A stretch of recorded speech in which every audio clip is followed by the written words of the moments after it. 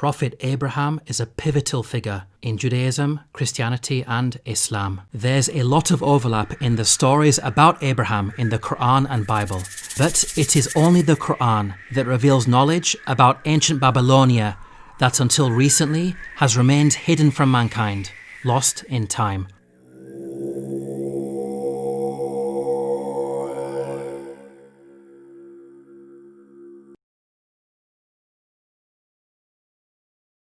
Jewish, Christian, and Islamic sources all place Abraham's birthplace in ancient Babylonia, the region where we find modern-day Iraq.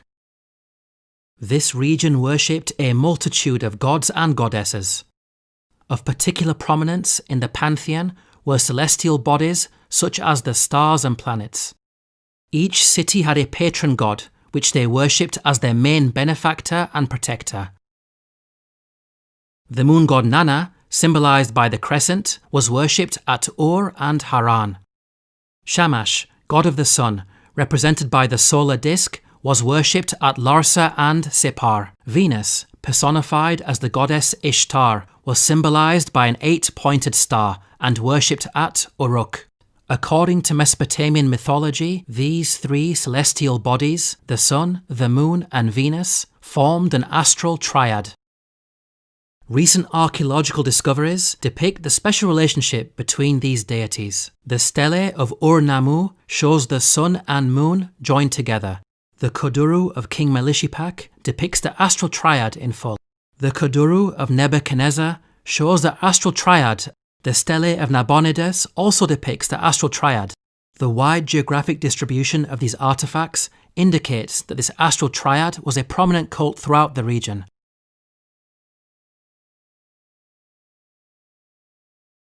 The Quran informs us about some very specific details with regards to the idols that Abraham's people worshipped. فَلَمَّا جَنَّ عَلَيْهِ اللَّيْلُ رَأَى كَوْكَبًا قَالَ هَذَا رَبِّي فَلَمَّا أَفَلَ قَالَ لَا أُحِبُّ الْآفِلِينَ فَلَمَّا رَأَى الْقَمَرَ بَازِغًا قَالَ هَذَا رَبِّي فَلَمَّا أَفَلَ قَالَ لَئِن لَّمْ يَهْدِنِي رَبِّي لَأَكُونَنَّ مِنَ الْقَوْمِ الضَّالِّينَ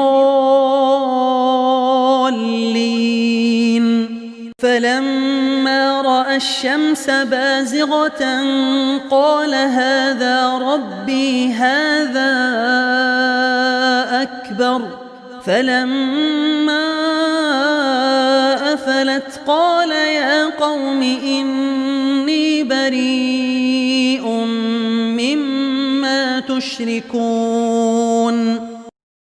We can see the Quran draws our attention to their worship of the sun, moon, and a third idol. Note the details provided about the third idol. So when the night covered him, he saw a star. But when it set, he said, I like not those that disappear. The word translated here as star is the Arabic word kawkab, which carries the meaning of celestial object and can be used to refer to a star or planet. The Quran tells us that at the onset of nightfall, this celestial object appeared for only a brief amount of time. This description of the third idol matches the characteristics of the goddess Ishtar. One of her names was the evening star because she personified Venus, a planet that appears for only a brief amount of time in the evening. We can see that the Quran's claims about the idolatry of Abraham's people is accurate in light of what we know historically about the cult of the astral triad. Amazingly, such knowledge of ancient Mesopotamian religion was lost for thousands of years. It was recorded at temple sites such as the famous Ziggurat of Ur, which was buried deep beneath the desert sands. The temple was only rediscovered in the early 20th century, thanks to the excavation efforts of archaeologists such as Sir Leonard Woolley. Even the Sumerian language that these ancient artifacts were written in was unknown.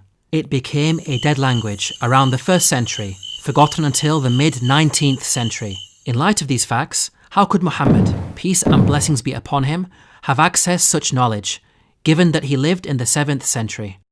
The only source of knowledge about Abraham that would have been readily available would have been the Bible-based stories and Jewish legends in circulation.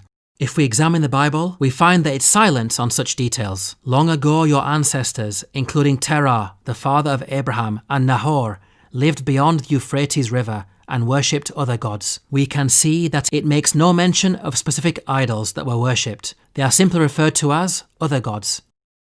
Regarding the Jewish legends that predate the Quran, one of the stories found is as follows.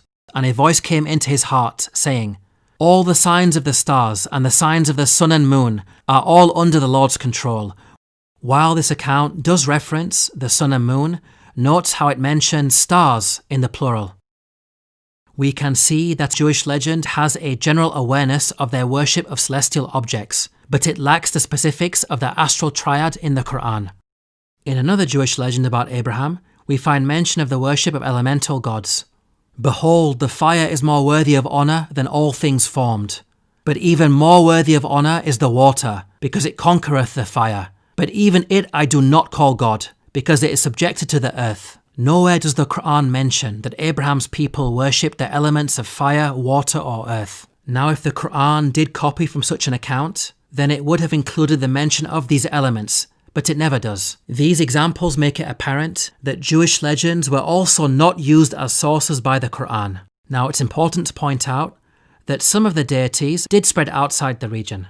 For example, Ishtar was also worshipped in Arabia. However, she took on very different characteristics. She became the male deity Aftar, representing the god of thunderstorms, symbolized as an antelope. In Egypt, she was Astarte, the goddess of war, symbolized by a horse and chariot. These incarnations are radically different to their counterpart, Ishtar, the evening star. We can see that Ishtar had a chameleon-like quality.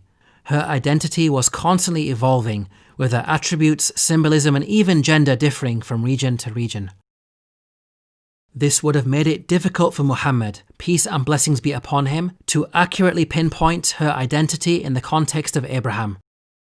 In conclusion, the Quran is filled with stories about past nations, with its author consistently demonstrating accurate knowledge of the unseen at different times and places in history.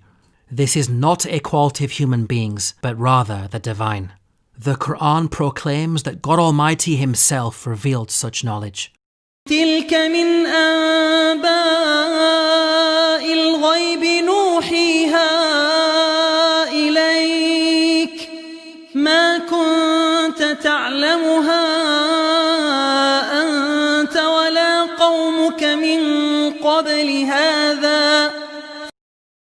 To learn more about the miracles of the Quran, please download your free copy of the book, The Eternal Challenge, at the link below.